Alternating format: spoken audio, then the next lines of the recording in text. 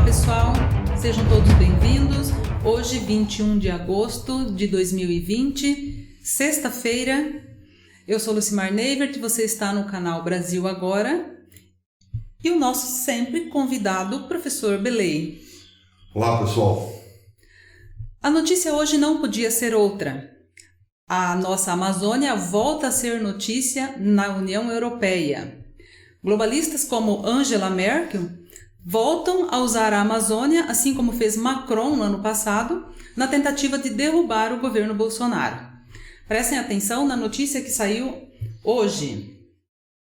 Angela Merkel, chanceler da Alemanha, expressou pela primeira vez nesta sexta-feira sérias dúvidas em relação ao futuro do acordo comercial entre a União Europeia e os países do Mercosul, dada a ameaça ecológica que paira sobre a Amazônia no Brasil. Temos sérias dúvidas de que o acordo possa ser aplicado conforme o planejado, quando a situação foi verificada na Amazônia, disse o porta-voz da chanceler Steffen Seibert.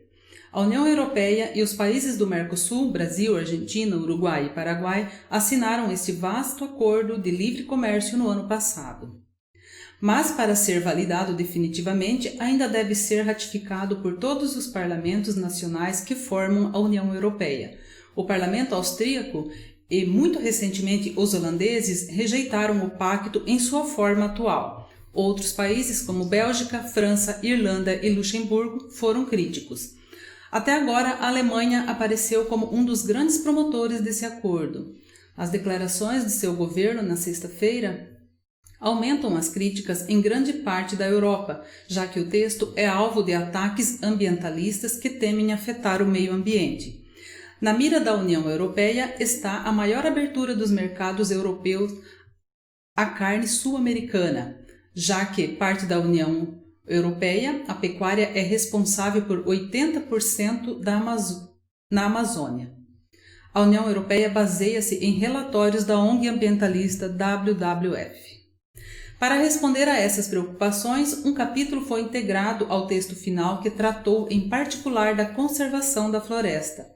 A chanceler alemã expressa forte preocupação com o contínuo desmatamento e os incêndios que se multiplicaram nas últimas semanas na Amazônia.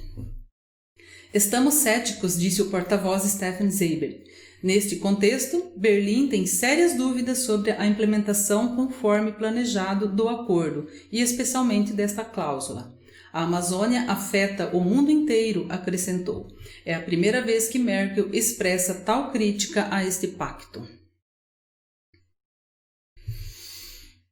Mais um golpe político tendo a Amazônia como pivô, ou como pano de fundo. Porque é um golpe político. Ninguém está preocupado em desmatamento, a ocupação da Amazônia pela pecuária, porque eles sabem que isso não está acontecendo. Exatamente. E em governos anteriores, a Amazônia estava largada, ninguém se falava da Amazônia. Sim, largada você diz, ninguém se preocupava lá fora com a Amazônia. Mas aqui dentro, sim. Aqui dentro havia uma preocupação enorme com a Amazônia, em fatiá-la, em dá-la para ONGs e mais ONGs estrangeiras. Foi o que fez, por exemplo, o governo Lula. Onde a Amazônia foi mais fatiada foi no governo Lula. E alguém, inclusive, fazendo uma rota internacional, pegando grande faixa da Amazônia. Alguém se preocupava com a Amazônia lá fora? Não. Por conta disso, não. Agora, se você me permite, gostaria de dar a minha opinião. Diga. Eu já estou dando a minha opinião desde o começo, mas você começou muito bem. Foi muito feliz a sua entrada, dizendo que é mais uma tentativa de derrubar Bolsonaro. E exatamente isso que acontece. Acontece que o Brasil parece que está refém de um negócio chamado Mercosul. É preciso lembrar que o Mercosul foi criado em 1991 durante o regime comunista aqui no país. Ou alguém se esquece que nós estávamos no comunismo desde as priscas eras de FHC. Foi criado como o primeiro, digamos assim, a primeira plataforma da formação da Pátria Grande, da URSAL, depois veio também o BRICS, o Brasil uniu-se também à Rússia, à China, à África do Sul e Índia, como uma segunda plataforma, ou seja, visando uma janela internacional para a pátria grande, né? O que o Brasil ganhou de lá para cá com o Mercosul e o BRICS? Nada, absolutamente nada. O Brasil não precisa do Mercosul e o Brasil não precisa do mercado europeu. Te digo o seguinte: o Brasil tem as duas matérias-primas que mais interessam e mais interessarão ao mundo daqui para frente. Água tem de monte. Carne e soja tem de monte. Sim. Alimento e água. É o Brasil que precisa ficar de joelho implorando esses mercados, ou são esses mercados que devem vir aqui implorar? Veja, a Amazônia tem tanto rio, mas tanto rio, que navios franceses vinham regularmente para cá, não sei se isso acontece ainda no governo Bolsonaro, ficavam um tempo num desses rios da floresta amazônica, pegando água e levando para a Europa, né? A ilha da Inglaterra, por exemplo, a Inglaterra é uma ilha, sim, quase nem tem mais água potável, água boa para tomar. Os europeus, de modo geral, carecerão muito de alimentos daqui para frente, porque a situação na Europa, na mão desses mesmos globalistas que criticam o governo Bolsonaro, vai de mal a pior. Amanhã depois, a Europa pode entrar num tremendo conflito armado, ser cercada tanto pelo Oriente Médio, a partir do Oriente Médio, pela Turquia, por exemplo, né, que tem um pé na Ásia, quanto pelo leste, pela Rússia, e aí você verá em maus lençóis, faltará alimento, faltará água potável e assim por diante. Eles precisam mais do Brasil do que o Brasil deles.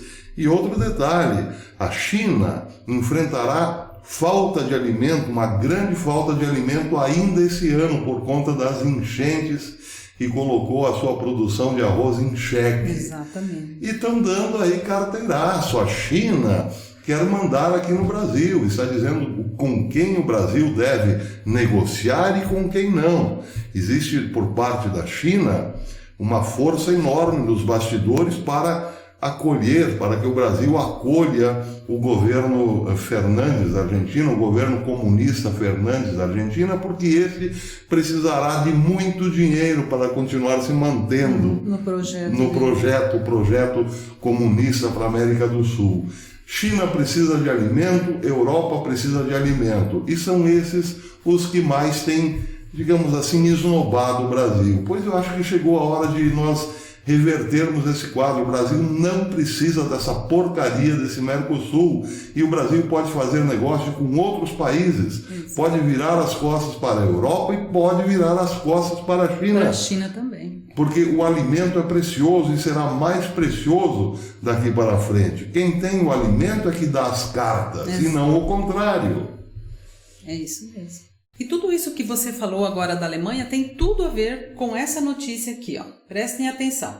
Em reunião a portas fechadas com representantes do agronegócio brasileiro, o embaixador da China no Brasil, Yang Guomin, afirmou ontem, na quinta-feira, que a China espera garantias desde a origem para a segurança dos alimentos brasileiros em razão da Covid-19.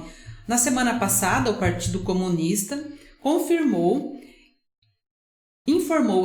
que detectou coronavírus em asas de frango congeladas que vieram do Brasil.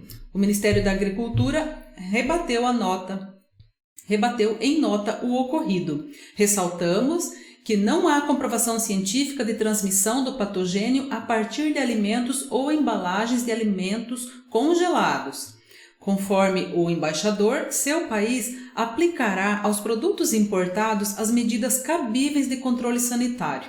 Esperamos contar com a cooperação das exportadoras brasileiras no cumprimento das exigências sanitárias com medidas científicas rigorosas.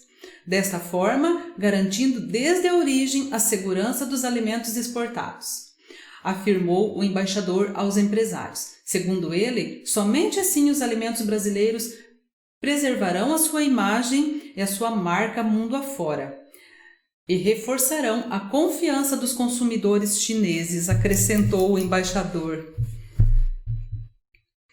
É muita humilhação, né? Que tapa na cara dos brasileiros, né? É muita humilhação. Eles comem rato, comem cobra, comem barata, comem morcego e agora vem com essa exigência dizendo que a carne brasileira, ou melhor, que os alimentos brasileiros têm Covid.